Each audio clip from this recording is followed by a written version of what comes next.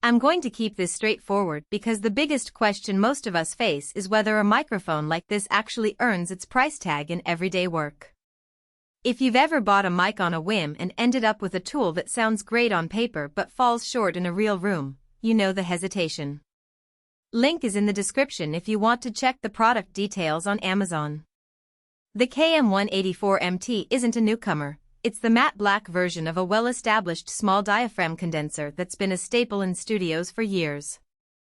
What makes the pair interesting is that you get two perfectly matched units, which is something you normally have to chase down with separate purchases.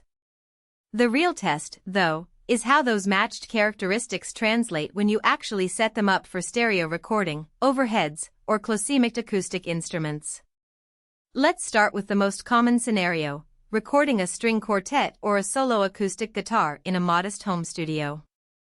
Because the capsule is small, it captures detail without overwhelming the source with low-frequency coloration. In my own setup, placing the two mics in an XY configuration about 8 inches apart gave a surprisingly open image of a violin, while still keeping the attack crisp enough to hear every bow nuance. The fact that they're a matched pair means the left and right channels stay balanced without you having to tweak EQ to compensate for tonal differences. If you're a podcaster or voiceover artist, you might wonder whether a small diaphragm condenser is overkill. The answer depends on your room. In a treated space, the KM184MT can deliver a presence that makes a spoken word track feel intimate and clear. In a less controlled environment, the cardioid pattern does a decent job of rejecting room reflections, but you'll still pick up some ambient noise. That's where the real trade-off appears. You need a clean power source and a decent preamp to fully benefit from the microphone's low self-noise. Pairing it with a modest audio interface that supplies 48V phantom power works fine, but cheap interfaces that add hiss can negate the mix quiet floor. One practical strength that often goes unnoticed is the durability of the matte black housing.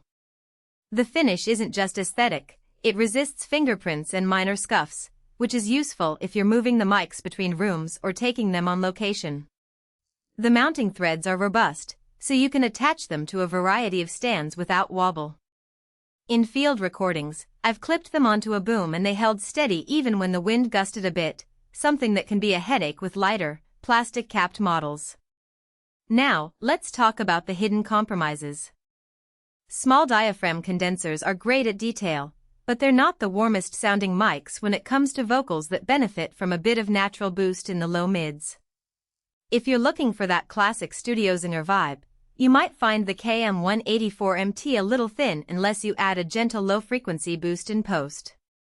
Also, because the capsule is designed for accurate capture, you'll hear any room imperfections more clearly.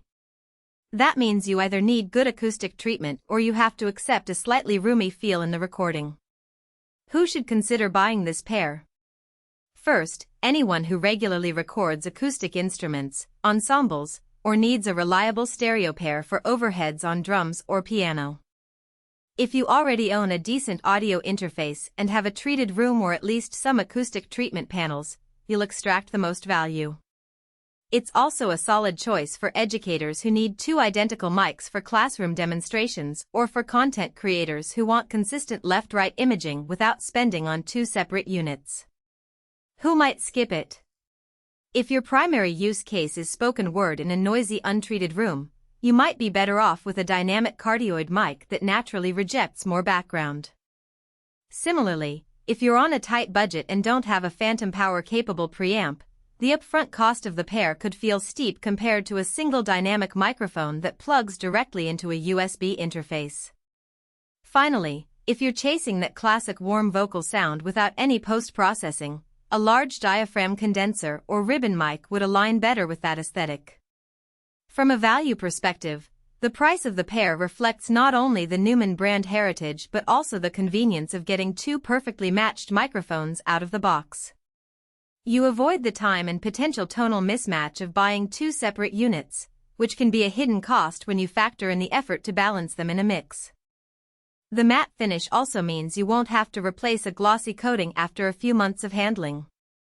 Those practical advantages add up, especially for people who need reliable, interchangeable mics for multiple projects.